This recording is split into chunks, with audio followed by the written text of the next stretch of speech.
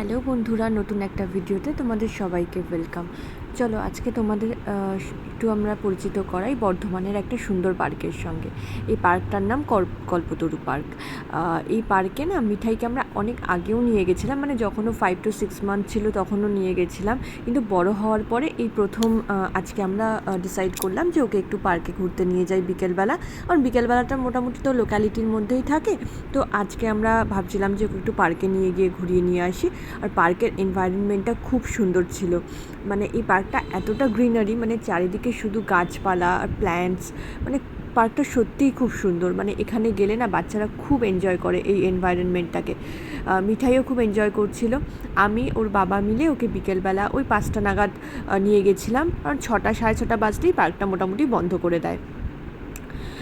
পার্কের পরিবেশটা দেখো কি সুন্দর লাগছে সানসেটের টাইমটা।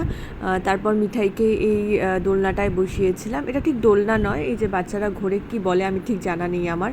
তো মিঠাই খুব এনজয় করছিল। প্রথমে ওর বাবা তো ভাবছিল যে বসতে দেবে না, যাতে পড়ে যায় মেয়ে, যদি পড়ে যায়। তো আমি জোর করে বসিয়েছিলাম আর ও খুবই এনজয় করছিল, আর শক্ত করে ওই যে চেয়ারটা ছিল সেটাকে ধরেছিল, আর আমি আস্তে আস্তে মেয়েকে ঘোরাচ্ছিলাম। মিঠাই খুবই এনজয় করছিল।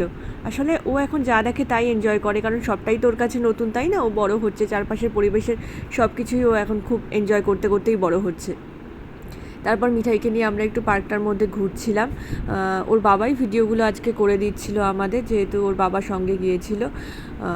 আর মিঠাইকে নিয়ে আমি একটু পার্কের মধ্যে হালকা করে ঘুরছিলাম।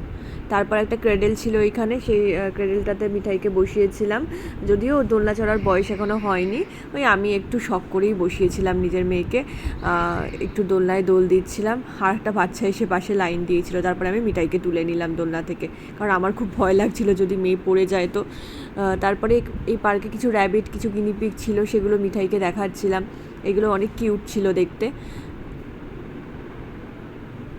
মিঠাই তো অবাক হয়ে সব কিছু দেখছিল চারিপাশটা।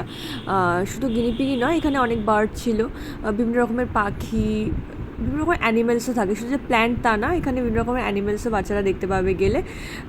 আর এখানে মিঠাই একটা বন্ধুও জুটিয়ে নিয়েছিল। আর আমার মেয়ে তো আছেই, অচেনা কাউকে দেখা হলেই তার সঙ্গে ধাক্কাধাক্কি শুরু করে দেবে, তার গায়ে হাত দেবে। এইভাবে মিঠাইয়ের বিকেলটা আজকে বেশ ভালোই কাটলো। কেমন লাগলো জানিও ভিডিওটা। টাটা।